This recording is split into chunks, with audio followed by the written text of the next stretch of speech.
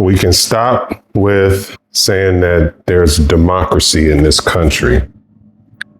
Thomas Massie losing is a perfect indication, or a more like a loud alarm, that it doesn't matter what you stand for in this country.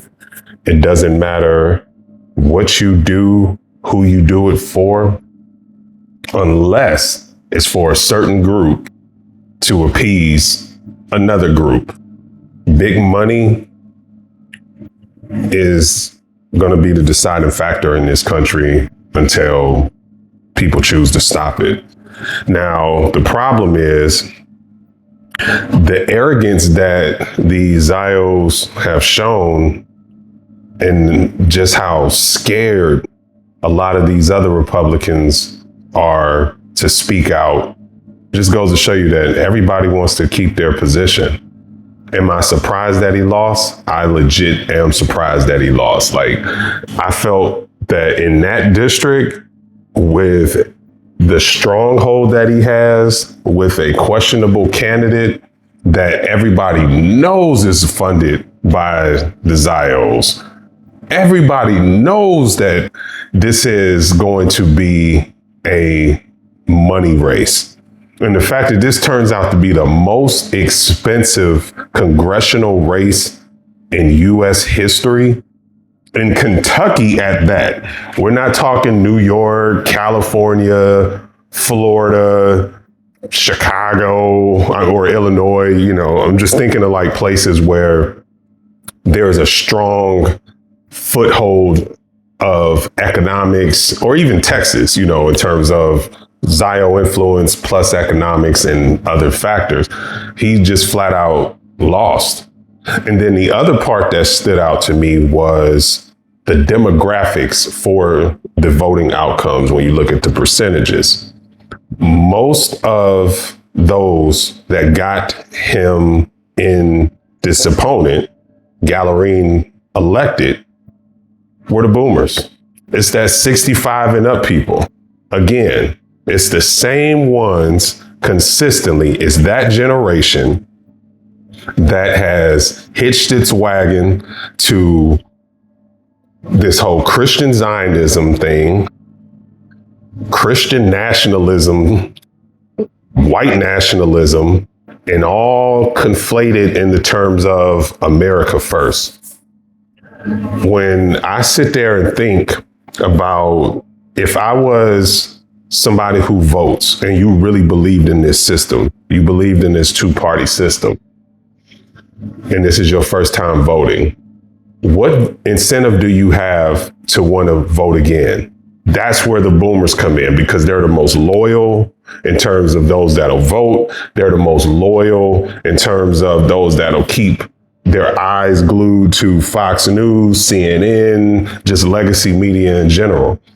So this sets a bad precedent, but it also is a silver lining here. And the silver lining is that this just takes the cover off and shows how corrupt and how bought and paid for the U.S. government is, and who really controls it. I almost feel like I'm giving away some signs, because a certain country that controls U.S. politics has this color in their flag. Matter of fact, this background in this color here, this white and this blue, represents the color of said flag for this country that has a complete control over this country. Foreign wars, pedos running left and right, and one of the few voices that speaks out, mysteriously, all of a sudden, he gets a target put on his back. Anytime you speak out, something happens. Or they just flat out just get rid of you one way or the other. But now, hopefully, people will come together and see that if you are, quote unquote, on the left, quote unquote, on the right, it doesn't matter. You're not fighting the money machine by going to the voting booths. You're not. You're not fighting things that don't require hard action. If you are really about something and you have issues in your community, you have to be on the front lines. If you don't like what you're seeing about data centers, the real action comes from those that are showing up at these city hall meetings, showing up at these town hall meetings, and actually calling out these actions. Not going to that church that you have been going to for 10 years because they're silent against speaking out against human trafficking and sexual abuse. And look at saying those that claim to be America first and God bless America while you sit in church while we commit atrocities throughout the world. And you liberals who want the same stuff, you just want it all decorated and packaged up nicely. So this isn't an endorsement for Massie. It's an endorsement of getting rid of the two-party system. Look at what do we have to lose in this country? We have record high unemployment, true unemployment, record high cost of living, foreign wars. Look at what it requires to get up every day and just maintain your sanity. And then to show you how much they care about it, they'll just pour money at a problem to get rid of somebody who voted with Trump 91% of the time. So this is a dark day for this country. But it also could be a bright one because hopefully people will wake up.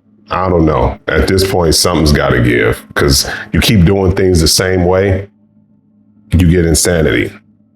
So maybe this sparks the revolution that we all need. Leave a comment below. Let me know what you think.